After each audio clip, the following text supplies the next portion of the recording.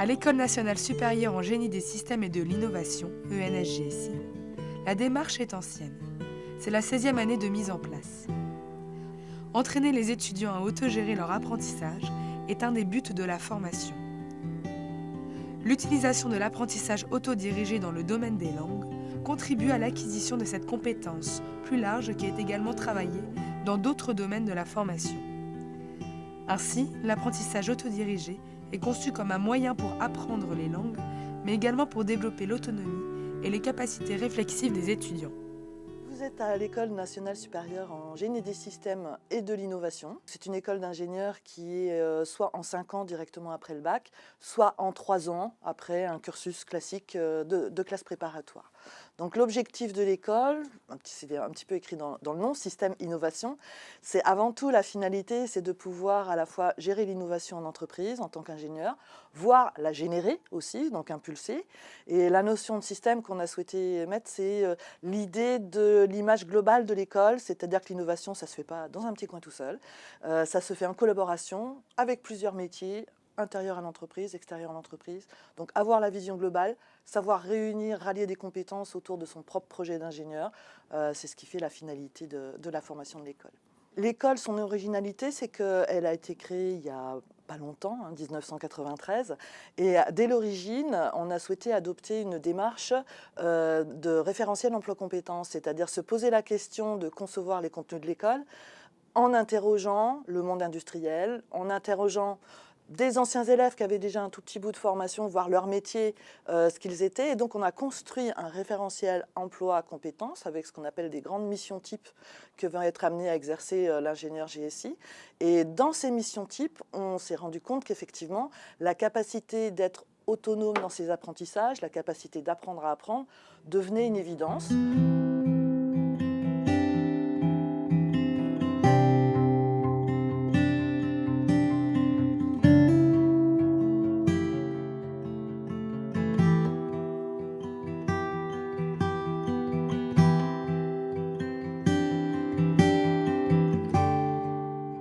Bienvenue dans VATEC, le grenier. C'est ici où nous rencontrons nos étudiants pour nos entretiens de conseil. Conseil en apprentissage des langues, parce que depuis 16 ans maintenant, au GSI, il n'y a plus de cours de langue du tout.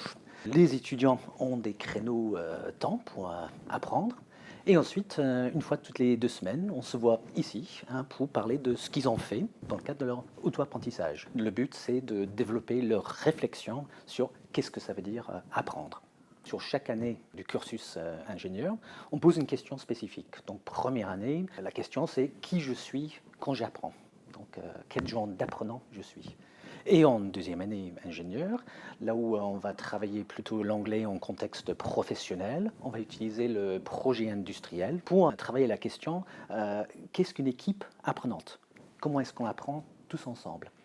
Et en dernière année, troisième, les étudiants montent leur projet d'apprentissage et là, sur 4 mois, ils apprennent à piloter un projet d'apprentissage. Les étudiants travaillent en binôme ou en groupe d'étudiants pour certaines années ingénieurs. Ils se sont eux-mêmes fixés des objectifs, choisi leurs ressources, matérialisé les activités qu'ils allaient mettre en place. Et tous les 15 jours, ils viennent nous rendre compte de l'avancement de leur apprentissage, de l'avancement de leur projet d'apprentissage. Et on discute avec eux les objectifs et les moyens de les atteindre.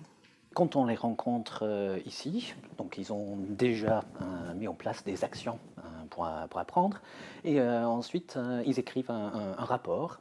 Donc on a un espace Wikispace où on va trouver l'ensemble des différents rapports, et ça sur les 3 années du cursus ingénieur. Donc ce qui fait un vrai corpus de travail qui a déjà été utilisé dans le cadre des recherches. Le rapport nous sert vraiment de base à la discussion. C'est une première étape pour les étudiants après leur activité d'apprentissage de langue, première étape de réflexion. Et lors de la discussion en séance, on fait évoluer cette réflexion à partir du rapport. Et est-ce que ça marche? Chaque année, les étudiants passent un test de niveau d'anglais, un test reconnu. Et là, j'ai compilé les résultats pour la promo 2015. Et on voit que sur les 3 années, donc, le niveau d'anglais évolue et que, en fin de compte, tous les étudiants arrivent à avoir le niveau d'anglais escompté. Notre rôle, c'est plus de transmettre le savoir, le contenu d'une langue étrangère, c'est plutôt d'accompagner les étudiants dans leur apprentissage, leur donner des pistes de ressources, les guider dans la multitude de choses qu'ils peuvent trouver sur Internet, en ville et même lors de leur voyage. On est plutôt comme des coachs, plutôt que des transmetteurs de savoir. Nous avons un rôle de conseiller en apprentissage et notre but, c'est d'aider les étudiants à apprendre. Apprendre est un processus dans lequel on va transformer l'expérience en connaissance. Et donc, à nous de les aider à développer les expériences, à prendre le recul nécessaire pour comprendre qu'est-ce que ça veut dire apprendre.